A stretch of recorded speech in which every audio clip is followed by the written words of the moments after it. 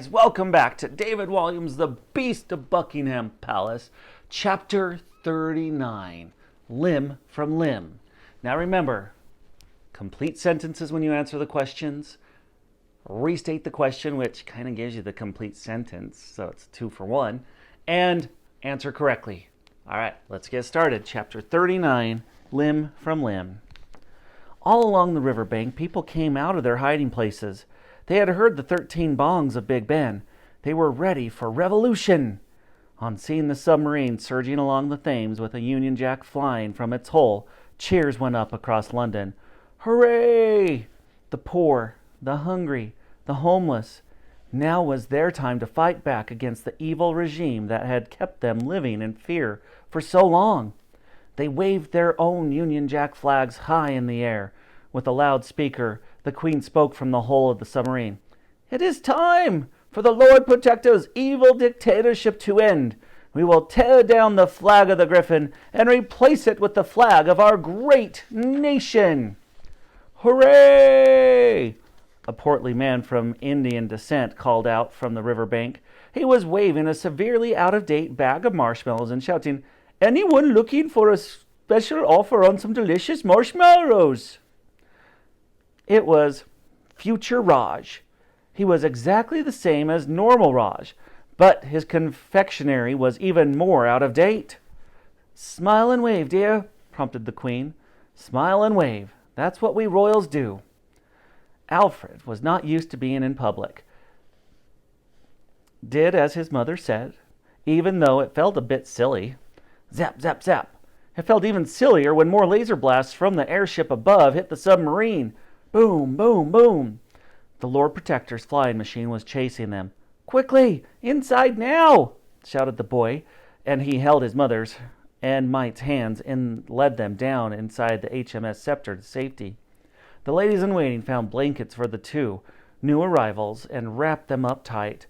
"The last time I saw you, Nanny was taking you to the palace kitchen to get some chocolate," began Alfred. "How did you end up locked in the Tower of London?" The little girl was shivering with cold. I didn't get chocolate." "No?" "I waited and waited. Then next thing I know, the room is full of guards." The Queen began listening to the conversation. "That's strange," said Alfred. "Is it?" asked Mite. "Did the little girl know something he didn't?" "Yes," joined in the Queen. "It is strange. Nanny has been in the royal household for all of her working life. She looked after my little Lionheart here." What with that, she looked lovingly at her son and stroked his hair. Alfred glowed with embarrassment that his mother was doing this in front of the girl. "I don't trust her one bit," said Mite. The boy went deep into his mind. There were some things about Nanny that were hard to explain. Why did he feel so much better now he wasn't eating her eggy wag every morning? Why did Nanny insist on locking him in his bedroom? Why did she not believe him about the strange statue of the Griffin being used in the ritual, even when he found his father's blood on it? As quickly as Alfred had these thoughts, he dismissed them. Nanny had cared for him since he was a baby. The king before him, too.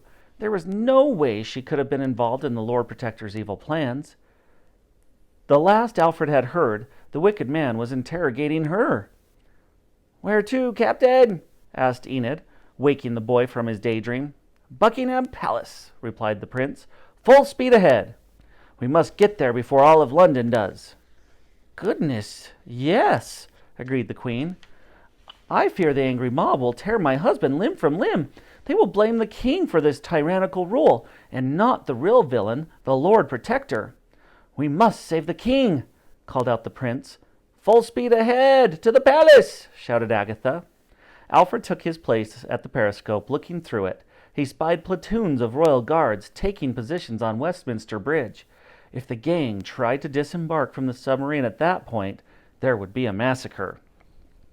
"Blast," said the prince. "We're not going to be able to get close to the palace." It's impossible, agreed the queen. There were murmurs of agreement in the old deers. Mite spoke up. It's not impossible. I know a way. You don't mean, began Alfred. The tube channel I swam up, exclaimed the girl. But would the submarine fit? It should do, she replied. This thing is about the same size as one of those old tube trains. I just need to show you the place where the tunnel meets the Thames. Enid unrolled a map of London, and Mite began trying to make sense of it all. Finally, she pointed to a spot and shouted, There! Right opposite the London Eye! The ladies all gathered round to study the map. There, deep under the water level, is a giant hole. It must have been created by an explosion. That's the way into the tube tunnel. All the old deer shook their heads. What? Demanded Mite. You can't pilot a submarine up the Piccadilly line, exclaimed Enid. If it's wide enough, then why not? Asked Alfred. Otherwise, we'll be nothing but a target practice for the Royal Guards. That's a big if, muttered Agatha. Look, Alfred began. We don't have time to argue about this. For all we know, the Griffin could be about to destroy all of London. There were mutters of agreement from all the ladies in waiting. The prince is right, said Enid. Ladies, began Agatha, let's do this. To your stations, commanded Alfred. That's my boy, the queen proclaimed proudly. In moments, HMS Scepter was surging through the water towards the entrance of the tube tunnel, using the ancient radar. Beep, beep, beep. The exact location of the hole was found. It was just wider than the HMS Scepter herself. Expert navigation was needed to prevent the submarine from being jammed. If HMS Scepter did become stuck, then they would all die a slow and painful death. Hold tight, ladies, called out the prince. We're going in. Boom. The submarine shuddered as it scraped the side of the entrance of the tunnel. All eyes turned to the prince, who was trying his best to keep his cool. Crunch. Another knock. Hold her steady, he ordered. Enid held the steering wheel tight, sweat pouring from her brow. Agatha mopped it up with the lace handkerchief. Dunk. Another hit. Hold her steady. The submarine began passing the tube tunnel itself. Hurrah! Shouted the ladies. The plan was working. HMS Scepter edged closer and closer to the palace. Then, crunch! The submarine lurched to a halt. Horror upon horror, they were stuck. Backwards! Ordered the prince. There was a deafening grinding noise. Grrr! But the submarine didn't budge. Crunch! Forward! Again, there was nothing but an air-splitting noise. Grrr! Crunch! Backwards! Grrr! Crump! It didn't move an inch. Then in an instant, the submarine was plunged into darkness. The lights on board had failed. They were doomed.